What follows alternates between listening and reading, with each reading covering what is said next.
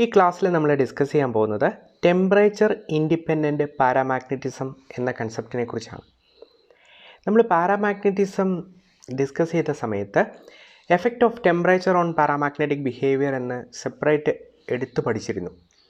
Unpaired electrons കൊണ്ടുണ്ടാകുന്ന paramagnetic effect temperature depend ചെയ്തിരിക്കും, അതിൻ്റെ മാഗ്നറ്റിക് മൊമെൻറ്റിനെയൊക്കെ ടെമ്പറേച്ചർ അഫക്റ്റ് ചെയ്യും എന്നൊക്കെ നമ്മൾ കണ്ടിരുന്നു.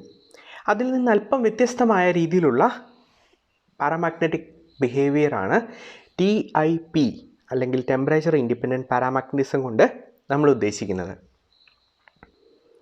This kind of weak paramagnetic behavior independent of temperature is shown by certain substances with or without any unpaired electrons. അപ്പോൾ paramagnetic behaviour മെയിനായിട്ടും originate ചെയ്യുന്നത് അൺപെയ്ഡ് ഇലക്ട്രോൺസിൻ്റെ പ്രസൻസ് കൊണ്ടാണ്. അപ്പോൾ അത്ര അൺപെയ്ഡ് ഇലക്ട്രോൺസ് ഉള്ളതും ഇനി ചില കേസുകളിൽ ഇല്ല എങ്കിൽ പോലും TIPക്കുള്ള സാധ്യതയുണ്ട്. Such behavior doesn't originate from any permanent magnetic dipole in the species in its normal state. അതായത് ആ അൺപെയ്ഡ് ഇലക്ട്രോൺസ് കൊണ്ടുണ്ടാകുന്ന പെർമനൻറ്റ് മാഗ്നറ്റിക് ഡൈപോൾസ് കൊണ്ടല്ല ഇത്തരത്തിലുള്ള മാഗ്നറ്റിക് ബിഹേവിയർ നമുക്ക് കിട്ടുന്നത്, മറിച്ച് അതിൽ നിന്ന് വ്യത്യസ്തമായ ചില ഫീച്ചേഴ്സ് കൊണ്ടാണ്. When a magnetic field is applied, it can cause a change in the ground state of the ion. അപ്പം നമുക്ക് ഗ്രൗണ്ട് സ്റ്റേറ്റ്, എക്സൈറ്റഡ് സ്റ്റേറ്റ് ഇതിനെക്കുറിച്ചൊക്കെ ഒരു ധാരണയുണ്ട്. ഒരു പർട്ടിക്കുലർ മെറ്റൽ അയോൺ ഒരു പർട്ടിക്കുലർ ഗ്രൗണ്ട് സ്റ്റേറ്റിലാണ് ഇരിക്കുന്നതെന്ന് നമ്മൾ അസ്യൂം ചെയ്യുന്നു. അതിന് എനർജറ്റിക്കലി കുറച്ചുകൂടി ഉയരത്തിലുള്ള എക്സൈറ്റഡ് സ്റ്റേറ്റുകളുമുണ്ട്. അത്തരത്തിലിരിക്കുന്ന ഒരു ഗ്രൗണ്ട് സ്റ്റേറ്റിൻ്റെ എനർജി ലെവലിനെ അല്ലെങ്കിൽ ആ ഇരിക്കുന്ന ഇലക്ട്രോണിക് അറേഞ്ച്മെൻറ്റിനെ ഒരു മാഗ്നറ്റിക് ഫീൽഡിനെ അഫക്റ്റ് ചെയ്യാനായിട്ട് സാധിക്കും. When a magnetic field is applied, it can cause a change in the ground state of the ion. This change can be described as a magnetic field induced mixing of the ground state and excited state, which results in a change in the energy of the ground state. അപ്പോൾ എന്താ ചെയ്യുക? നമുക്കൊരു ground state ഉണ്ട്, ഒരു excited state ഉണ്ട്. ഈ ground സ്റ്റേറ്റിൻ്റെ എനർജിയെ ഇവർ affect ചെയ്യും, എക്സൈറ്റഡ് സ്റ്റേറ്റിൻ്റെ എനർജിയും അഫക്റ്റ് ചെയ്യും. As a result there is a possibility for mixing, magnetic field induced mixing. The state being mixed will be either a singlet or a multiplet. ഇപ്പോൾ singlet ആവാം അല്ലെങ്കിൽ multiplet ആവാം. So the effect of this mixing may result in an increase or decrease in the actual moment compared to the expected one. അപ്പം നമ്മുടെ ground state ഒരു particular അവസ്ഥയിലാണ് ഇരിക്കുന്നത്. Excited സ്റ്റേറ്റിന് ഒരുപക്ഷെ ചിലപ്പോൾ അതിൽ നിന്ന് വ്യത്യസ്തമായ ഒരു മൾട്ടിപ്ലിസിറ്റിയും ഒരു കണ്ടീഷനുമായിരിക്കും ഉണ്ടായിരിക്കുക. അപ്പോൾ ഇവർ തമ്മിൽ മിക്സ് ചെയ്യപ്പെട്ട് കഴിയുമ്പോൾ ആ മിക്സിങ്ങിൻ്റെ ഭാഗമായിട്ട് നമുക്ക് മാഗ്നറ്റിസം ഒറിജിനേറ്റ് ചെയ്യാനുള്ള സാധ്യതയുണ്ട്. ആ effect of mixing may result in an increase or decrease in the actual moment compared to the expected one. അപ്പോൾ ചിലപ്പോൾ അത് കൂടാം അല്ലെങ്കിൽ കുറയാം എന്ത് magnetic moment. The extent of this interaction is directly depend upon the field strength and inversely proportional to the energy separation of the higher state and the ground state. അപ്പം അത് നമുക്ക് ലോജിക്കായിട്ട് മനസ്സിലാകും. ഫീൽഡ് സ്ട്രെങ്ത് എത്രത്തോളം കൂടുതലാണോ അത്രത്തോളം interaction കൂടുതലായിരിക്കും. അതേസമയം ground സ്റ്റേറ്റും higher സ്റ്റേറ്റും തമ്മിലുള്ള എനർജി ഡിഫറൻസ് എത്രത്തോളം കൂടുന്നതനുസരിച്ച് ഇതിൻ്റെ ഇൻട്രാക്ഷൻ കുറഞ്ഞിരിക്കും. This phenomena is known as temperature independent paramagnetism. If the state being mixed in is separated from the ground state by an amount much greater than KT, then the excited level cannot make a direct contribution to the susceptibility. അപ്പോൾ ആ ഒരു value KT value, K എന്ന് പറഞ്ഞാൽ Boltzmann's constant, T temperature. അപ്പോൾ KT എന്ന് പറഞ്ഞ വാല്യൂവിനേക്കാൾ ഇവരുടെ എനർജി ഡിഫറൻസ് കൂടുതലാണെങ്കിൽ ഡയറക്റ്റ് കോൺട്രിബ്യൂഷൻ നടക്കില്ല. So it is also called as second order Zeeman effect. ചില ബുക്കുകളിൽ ഈ TIPയെ സെക്കൻഡ് ഓർഡർ സീമൻ എഫക്റ്റ് എന്നും വിളിക്കാറുണ്ട്. പരീക്ഷയ്ക്ക് വേണമെങ്കിൽ നമുക്ക് അങ്ങനെ ഒരു ചോദ്യം ഉണ്ടാവാം, what do you mean by second order Zeeman effect. ഇത് തരുന്ന ചില സ്പീഷീസുകൾക്ക് എക്സാമ്പിൾ നമുക്ക് നോക്കാം. ഒന്നാമത്തെ എക്സാമ്പിൾ ക്രോമേറ്റ് അയോണാണ്, CrO4 2 മൈനസ്, അല്ലെങ്കിൽ പെർമാംഗനേറ്റ് അയോൺ MnO4 മൈനസ്. KMnO4ൻ്റെ അയോണാണ് MnO4 മൈനസ്. അപ്പോൾ ഇത്തരം സ്പീഷീസുകളിൽ ഈ TiP നമുക്ക് കിട്ടാം. നമുക്ക് KMnO4ൻ്റെ കേസിലുള്ള TiP ബിഹേവിയർ ഒന്ന് നോക്കാം. The TiP exhibited by tetraoxoanions can be explained by taking MnO4 minus as example. വളരെ ബ്രീഫായിട്ട് മാത്രമേ ഇതിനെ കാണുന്നുള്ളൂ, ഒത്തിരി ഡീറ്റെയിൽഡ് എക്സ്പ്ലനേഷനിലൊന്നും പോകുന്നില്ല, വളരെ ഫണ്ടമെൻ്റൽ ആയിട്ടുള്ള കാര്യങ്ങൾ മാത്രം.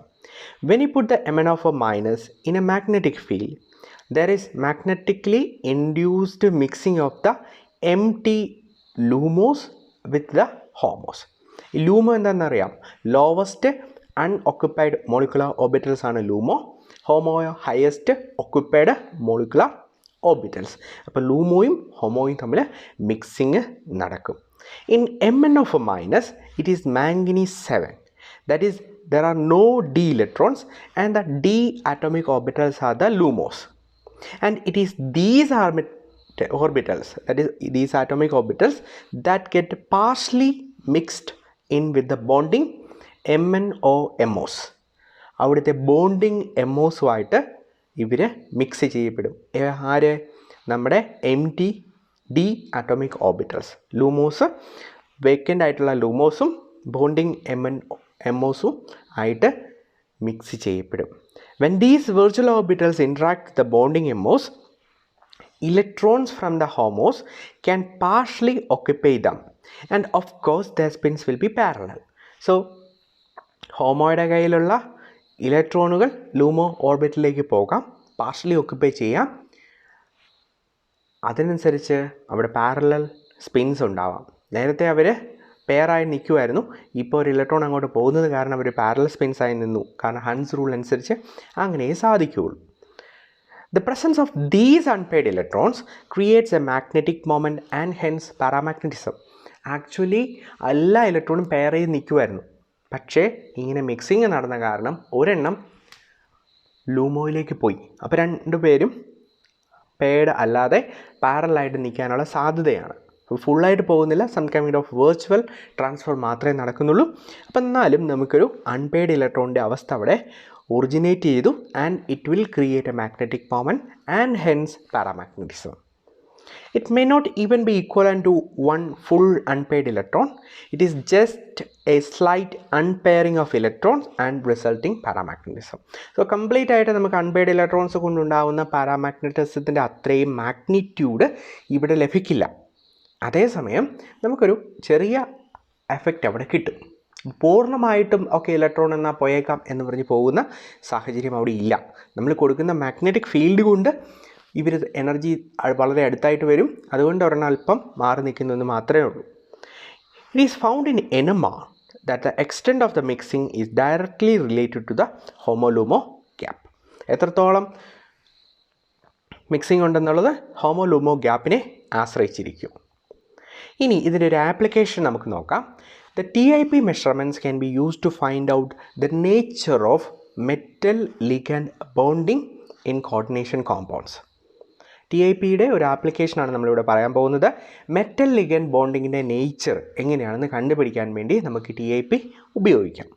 Consider the case of A octahedral Cobalt 3. ഒരു ലോ സ്പിൻ Cobalt 3 കോംപ്ലക്സ് നമ്മൾ പരിഗണിക്കാനായിട്ട് പോകുന്നു.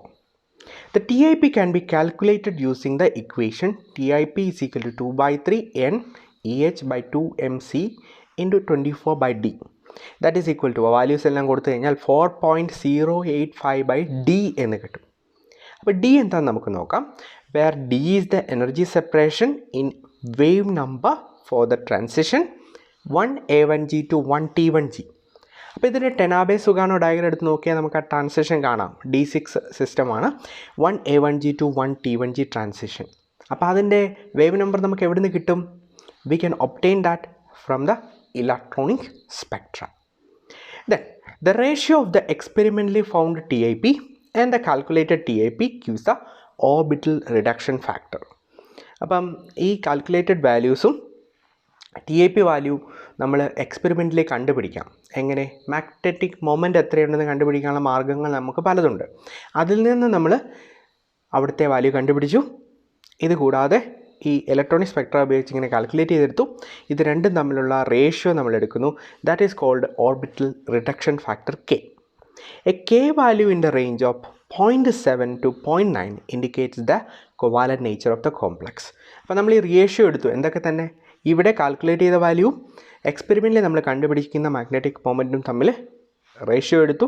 If it is 0.7 to 0.9 then we can say that there is covalent nature in the complex. അപ്പോൾ ഇതാണ് TIPയുടെ ഒരു ആപ്ലിക്കേഷൻസ്. അപ്പോൾ എന്താണ് TIP, അതിൻ്റെ സിഗ്നിഫിക്കൻസ് എന്താണ് ആപ്ലിക്കേഷൻസ് എന്ന് നമ്മൾ ഓർത്ത് വെക്കണം. അപ്പോൾ അൺപെയ്ഡ് ഇലക്ട്രോൺസ് ഉള്ള കേസിലും ഇല്ലാത്ത കേസിലും TIP നമുക്ക് കിട്ടും. അൺപെയ്ഡ് ഇലക്ട്രോൺസ് ഉണ്ടെങ്കിൽ അൺപെയ്ഡ് ഇലക്ട്രോൺസ് കൊണ്ട് നോർമൽ പാരാമാഗ്നറ്റിസം കിട്ടും. അഡീഷണൽ ആയിട്ട് TIP വാല്യൂസ് കൂടി ഉണ്ടാവും. ഇനി അൺപെയ്ഡ് ഇലക്ട്രോൺസ് ഇല്ലെങ്കിൽ TIP വാല്യൂസ് മാത്രമേ ഉണ്ടാകുകയുള്ളൂ. ആ കാര്യം പ്രത്യേകം ഓർത്തു വെക്കുക. So magnetic field induced mixing എന്നുള്ള ഐഡിയ നമ്മൾ ഓർത്ത് വെക്കണം. TIP അപ്പോൾ ഇവർ ടെമ്പറേച്ചർ ഡിപ്പെൻഡൻ്റ് അല്ല എന്നുകൂടി ഓർക്കണം. അപ്പോൾ നമ്മൾ നേരത്തെ ടെമ്പറേച്ചർ ഡിപ്പെൻഡൻസ് ഓഫ് മാഗ്നറ്റിസം പഠിച്ചിരുന്നു. അപ്പോൾ അതൊരു essay ഒക്കെ ആയിട്ട് ചോദിച്ചു കഴിഞ്ഞാൽ describe the effect of temperature on magnetic behaviour എന്ന് ചോദിച്ചാൽ നമ്മൾ പറഞ്ഞ കാര്യങ്ങളൊക്കെ എക്സ്പ്ലെയിൻ ചെയ്ത ശേഷം ഇതുകൂടി അതിനകത്ത് മെൻഷൻ ചെയ്ത് വേണം അവസാനിപ്പിക്കാനായിട്ട്.